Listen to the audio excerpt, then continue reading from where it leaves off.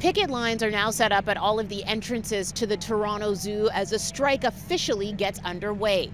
Now, more than 400 workers from CUPE Local 1600 walked off the job after contract talks broke down. Those include zookeepers as well as maintenance crews. And while those workers are now here on picket lines around the zoo, zoo officials say the animals inside will be taken care of. I want to assure everybody that the animals will have the top level of care today. All of the non-union staff will be redeployed into different areas of the zoo today to ensure that the animals will receive excellent care.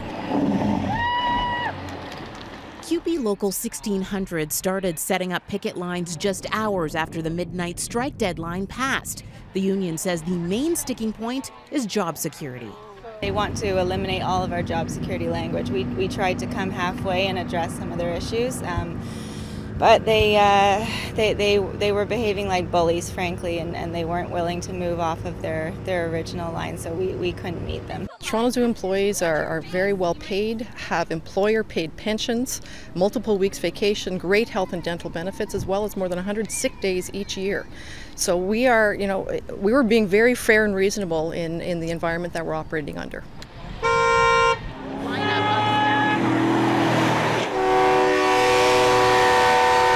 Some tense moments on the picket lines along Old Finch Road. Some motorists driving into oncoming traffic in order to get around the long line of staff vehicles being blocked by striking workers.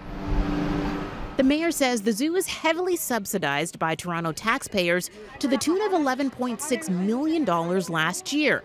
Authority says both sides need to strike a balance. Be fair to the people who are paying the bills and be fair to the employees. But I start from the premise these are very good jobs that are well compensated and with generous benefits and generous pensions. And I'm not saying that's a bad thing, I'm just saying it's a fact.